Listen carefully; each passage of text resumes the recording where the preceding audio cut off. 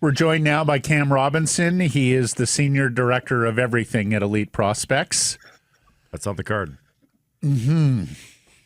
It's a long card. It's a train of a title. He's the Senior Director of just about everything. So we're just going forward. You're and at the Senior very end, Director. very curious, it says, and catering, which I never got that, but... He's responsible for the food and bev on top of everything else. How you doing, buddy? Yeah, doing well. He's just got a stack of mini sandwiches over here, ready to go. That's right. He's working on his finger sandwiches. Crust off. Yeah, good. Exactly. Good. We know you were in Michigan State last week to see Gavin McKenna. We're going to talk about that in a few moments here. But I want to start because you've done some poking around on Ryan O'Reilly, which is a name we've discussed in terms of the Canucks hunt for a second-line center. What are you hearing there? Yeah, so as many people are, whenever you ask around and say what's percolating, it's Vancouver's still looking for a center. You know, that seems to just be the common theme. I had somebody reach out to me last night and mention that, unsurprisingly, they were poking around Ryan O'Reilly, who has another year on his deal, I do believe, at $4.5 million. Now, he doesn't have a no move, but the Preds are kind of treating it as if he does. You know, they're looking for a deal that makes sense, and then they're checking with him: are you interested in this club? From what I was told, he's not super interested in Vancouver. I think he's looking, if he is going to move, to jump to a very legitimate contender. He wants to go somewhere that gives him the best shot to win. And, hard to argue with at this point that Vancouver would be considered a legitimate cup contender. Yeah, one rung above the Predators is not necessarily an improvement for him in terms of his lot in life. So that shouldn't be too surprising. What about Stamkos, his teammate there in Nashville? Cam, what are you hearing there? Yeah, so another one that, teams are, despite, the very, very lack of production, little production that he's been putting out, and the big price tag, is that teams are checking in. Again, I was told by a few people that his desire is, first of all, he's not super keen to move out of Nashville. He's moved the family there. They're getting settled and feeling comfortable. But if he did leave, the first preference would be to go somewhere with a warmer climate. And so, the first thing you think of is like, Florida Panthers, like how much fun would that script be going down to Sunrise right across from the Bolts? Kind of the story writes itself. But the other one I was thinking about too is Anaheim, right? They have cap space. They have a very, very young team. This is just conjecture on my part, but they could use the veteran leadership. But the one that I was told has, maybe even more than just kick the tires on Stamkos is the Toronto Maple Leafs. We know they're looking for a center, but they're also looking for somebody who could maybe make some plays off the wing next to 34 there. He's obviously from the Toronto area, general area there. Him and John Tavares are very close, getting a chance to play with Matthews. I mean, that one might have legs. I think that we're most likely going to see something happen later on in the season as that cap space gets, or that cap gets chewed up even further. And maybe he finds his legs a little bit too. But yeah, I think Toronto and Stamkos, it might have some legs. Yeah. And how about the Blues? Those Kyrou and Shen, and any smoke around them? When Kyrou got scratched, I immediately reached out, to several people, including his agency there. And, I think it was just, it wasn't trade related in any regard. It was kind of a wake up call, which I thought was pretty interesting because, the underlying metrics indicate that Kyrou has been, one of, if not their best forwards this year too, just not getting a ton of puck luck. So I think maybe a wake up call for the entire team too. We're going to scratch one of these players that has a big deal, a big ticket, and let's get going here in the right direction. So I'd be surprised if anything happens on Kyrou now.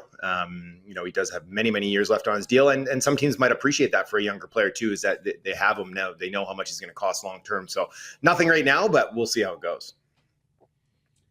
I'm no meteorologist, but I would think Nashville is warmer than Toronto for Mr. Stamkos. I guess he's carving out an exception there for the It's hometown. not warm per se, but warmer than Toronto. Yes. Yeah.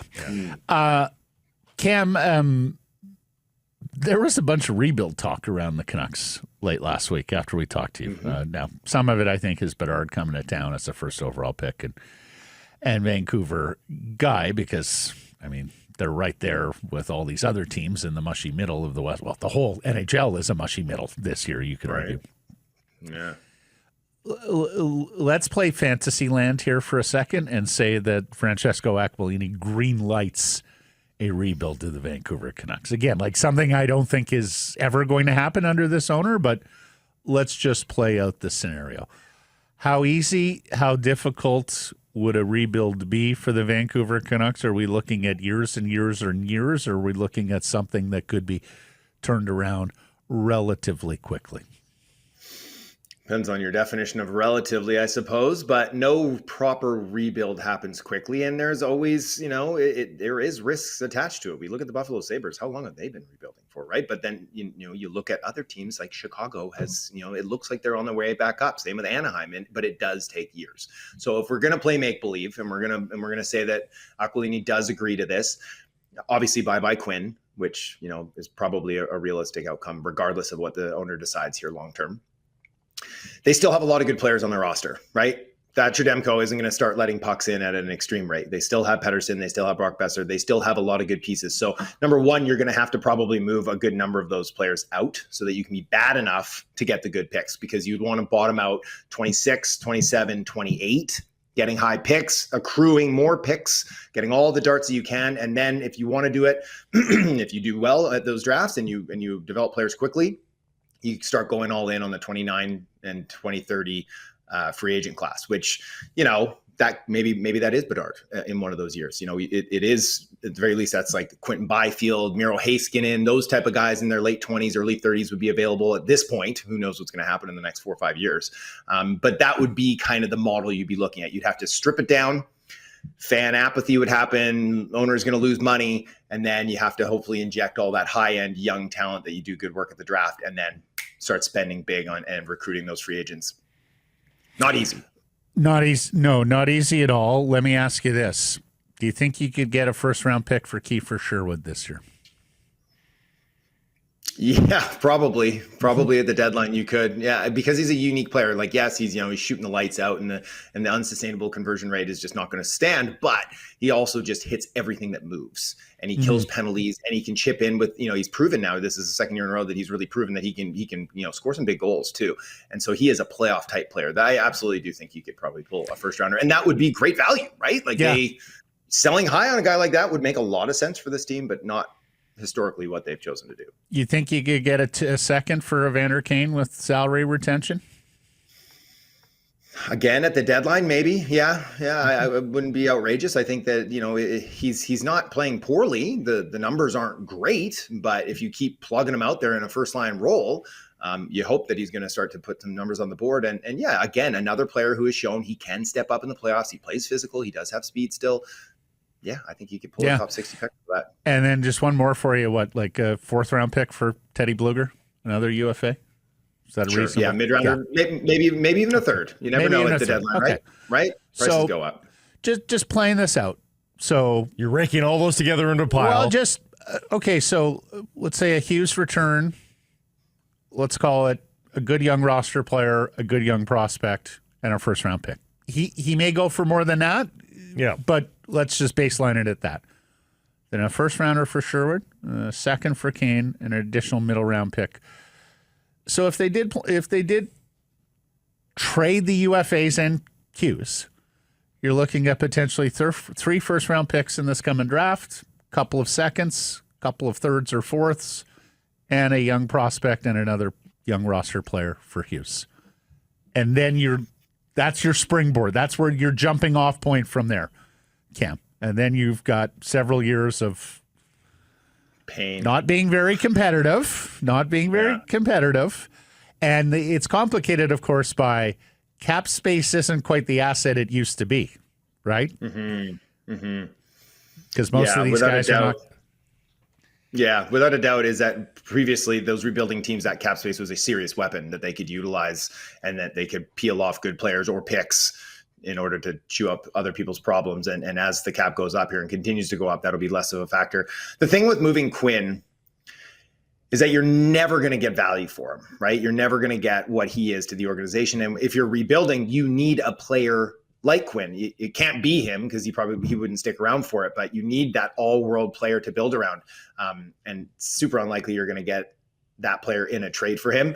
And you'd have to not only bottom out, but then get lucky in the lottery as well to draft that player too. So it's, you do run the risk. You do this. Right now, they're a team that has some star players, and they have a superstar player and you run the risk of all of a sudden you wake up one morning and it's 2029 and you don't have any superstars and you have a few good players and you are right where you were in 2026.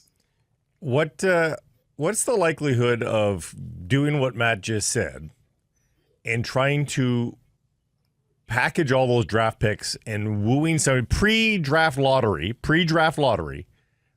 trade for a first-round pick that's above where you are, giving somebody 2 first-round picks plus a second plus a fourth to get their ticket into the lottery? Do you think that would ever happen? It could, if that team that has the lottery ticket is trying to go up the standings. Yeah. Right. If they are, if it's Chicago, let's say, or San Jose, who've decided that they're like, you know what, we ended up sucking this year and we didn't want to, and we want to take steps forward. Maybe they'd be interested in something like that. But again, not for multiple picks. They would but want it's players. volume. It's volume. You're trading volume for one.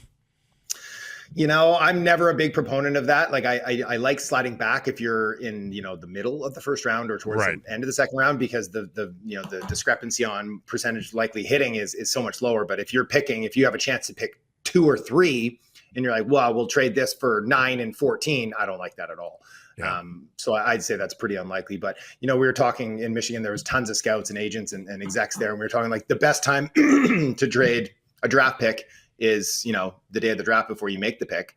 And the best time after that is every day post, right? Like the shine comes off these players, like basically the day after the draft. It only gets less and less, unless they turn out to be good players, then you don't want to move them at all. So that's another thing to consider too, is that, yes, if you're going to trade draft picks, you want to trade them for players and you want to do it before you make the pick. While we're talking picks, a draft pick is never as valuable as it is on draft weekend. It is least valuable on trade deadline day, and then the day after the draft, their forward is Cam. Let's just get your Gavin McKenna stories now while we're dreaming in Technicolor of the Canucks being in that conversation. What did you see? Yeah, I saw a player that is struggling against the strength and competition at the NCAA level. The body language was, I won't want to say defeated, but, he was shying away from contact. He was lackadaisical defensively, which isn't new for him, but, he had a lot more kind of thief in the night in the WHL where he'd come and pick a guy's pocket and then he would, turn it up ice and make plays. But making plays, he's still doing. Like, Penn State scored 1 goal that weekend, I believe. And he banked it in. And he also created probably, at least 3/4 of the chances that they had. His playmaking is supreme. He's not, he's not playing with players that are able to keep up to his level, I would say at this point. He's not playing on the first line with Charlie Serrato and JJ Weebush there. If he was, you could imagine he'd have several more points. But the discourse around him, like talking with those scouts and those execs and those agents, it's a lot of head scratching. Is that like, is the development moving in the right direction? Right. And does he have enough jam to succeed at this level? And if he doesn't, does he have enough jam to succeed in the NHL? And personally, I said it in a video there yesterday, is that he is by far the most skilled player in this draft. Like it's not even really close to me, but the question is he going to develop into the best player from this draft class? And so it's going to take a lot for someone to overtake him because of the body of work that he's already shown internationally and at the major junior level. Yeah. But you really hope that he finds his game at the World Juniors this year and springboards back to the NCAA, because right now, there was one play where they were down. Michigan State took a penalty and it became 4-on-4 with an offensive zone faceoff for Penn, and they pulled him off the ice, and it looked like somebody just killed his dog. Like he was just like, oh, like he's not used to that. He's not used to even though he's seeing tons of minutes, he's just like, he's not used to not being the guy in every single situation and getting to play with the best players. And it's hard for him. I think he's struggling a little bit. At the same time, he's still 14 points in 12 games. So it's not like he's sitting there with 3, right? No. Yeah. The natural follow-up there, Cam, is that if you have this WHL wonderkind who is struggling in the NCAA, what does that say about the level of play at the NCAA vis-a-vis the WHL and major junior hockey these days? Well, this is the best I've seen of college hockey, and that floor just seems to keep on rising, right? With this influx of CHL talent, we're going to see it happen more and more and more. I wrote an article, it just came out this morning about it, just the path that these kids, the opportunities now, and the trickle down too, right? These players that used to play junior A that could make Div 1, maybe they're playing D3 now because NCAA Division 1 has raised up so high. And the CHL will naturally become a little more watered down, even though they're pulling some younger American players over from the USHL. They're going to target more Europeans. Inevitably, they're going to lose their very best 19, 20-year-olds, 18-year-olds, and then those superstar 17-year-olds. And then when the AHL, that new CBA kicks in next year, and 19-year-olds from each team can go up to the AHL, they're going to lose even more marketable stars and guys that are going to help raise the seed tide there. So it's tough for the CHL, and it's great for college hockey. Is there anybody with some extreme helium that's not named Stenberg or McKenna? Is Verhoff starting to make some inroads here on the rankings? Yeah, absolutely. He's, I'm in talks right now to go out to North Dakota and see him and spend some time with him for a weekend too, coming up in the new year. And I'm looking forward to that. They're easing him in. He's a very young 17-year-old Keaton. And so, right now they're keeping his minutes, under 20, but they're going to take the training wheels off him sooner rather than later because he is handling it very well. But the other guy to watch out for is Eason Belchets too. He is just a monster in the OHL, 6'5". I think he's playing at like 230 right now. He has some performances where you're like, this guy's going to be first overall pick, but then he has more average performances as well too. So he's got to kind of find some consistency up at that high bar. But no, there's going to be some challengers, and Ivar Stenberg's having one of the best draft eligible seasons in the SHL that we've seen. He's a much older player. He's nearly a year older than a guy like Keaton Verhoff. But McKenna's going to have challengers, and so he's going to need to keep his play and ramp it up here too. It makes for good discourse throughout the year too, which is fun for me. Blake asked me yesterday whether we're daring to dream on potentially 20 goals from Drew O'Connor with the way that he's playing right now for the Vancouver Canucks. A thought or two about what you've seen from the Canucks winger who has picked up his game at, precisely the right time. He needed it because he had struggled off the hop, and the Canucks needed it because they need some goals.